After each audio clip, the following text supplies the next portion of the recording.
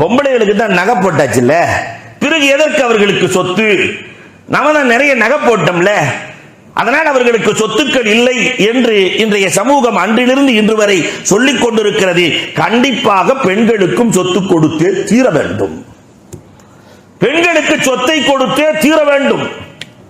மார்க்கம் வலுவாக சொல்லுகிறது. கூட பிறந்த சங்கச்சி இல்லையா, சொத்தை கொடுத்தே தீர வேண்டும். அதுக்கு நான் நகை போட்டிருக்கோம், அதுக்கு தான் அதை போட்டிருக்கோம், இதை போட்டு எது போட்டிருந்தாலும் அதெல்லாம் அன்பளிப்பு. சொத்துக்களில் அவர்களுக்கு பங்கு கொடுத்தே ஆக வேண்டும். இல்லை என்றால் அல்லாஹ்விற்கு பதில் சொல்லி ஆக வேண்டும். மூணாவது ஒரு பிரச்சனை என்ன அப்படின்னா, ஒருத்தர் மௌத்தா போயிடுறாரு, மகனும் இருக்கிறார் தகப்பனும் இருக்கிறார் என்றால், தகப்பனுக்கு சொத்தில 6இல் ஒரு பகுதி போகும், மீதி எல்லாம் மகனுக்கு வந்துடும்.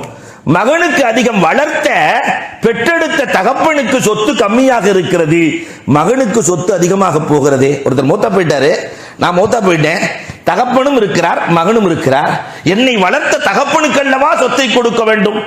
ஆனா இப்ப பிறந்திருக்கிற 4 வயசு பையன் 8 வயசு பையனுக்கு அதிகமாக மார்க்கம் கொடுக்கிறதே என்றால், தகப்பன் தேவையற்றவர், சக்கராத் மூத்தா போறாரு இல்லையா.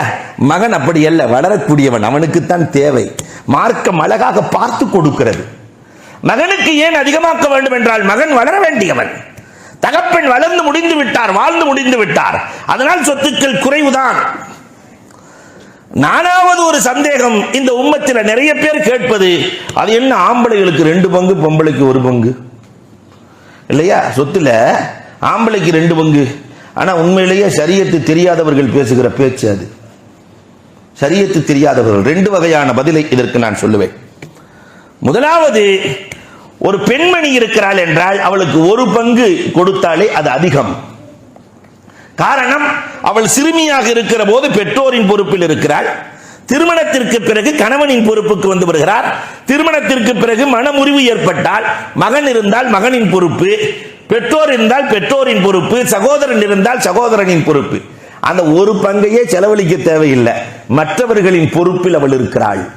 1 பங்கே அதிகம். இவனுக்கு 2 பங்கு கொடுத்தாலும் அத்தனை வேலை இவன் தான் பார்க்கணும். இவனை பார்க்க வேண்டும், இவன் குடும்பத்தை பார்க்க வேண்டும், சமூகத்தை பார்க்க வேண்டும். 2 கொடுத்தாலும் பத்தாது, அவளுக்கு 1 கொடுத்தாலும் அது அதிகம். அதனால் மார்க்கம் அவளுக்கு 1, ஆணுக்கு 2 என்று கொடுக்கிறது.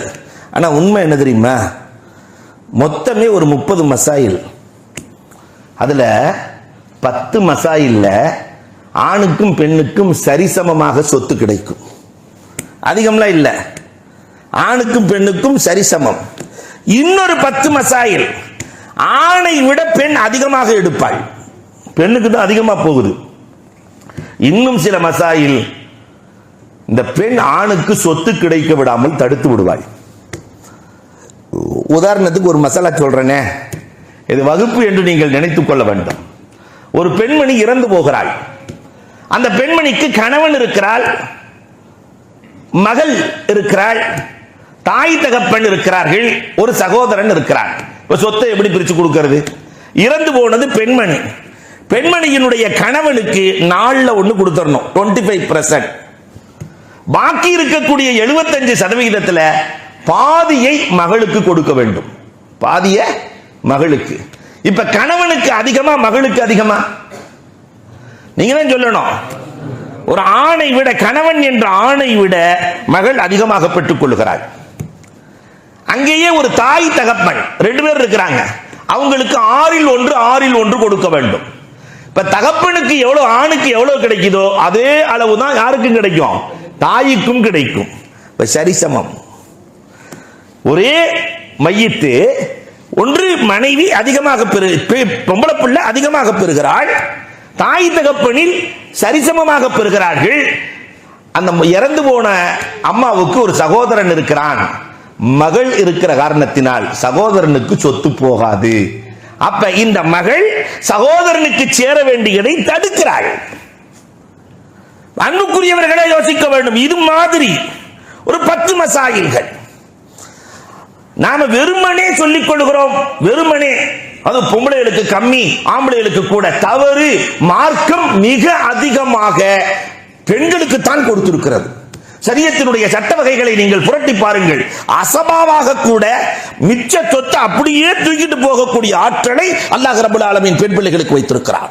அவ்வளவு அதிகம்.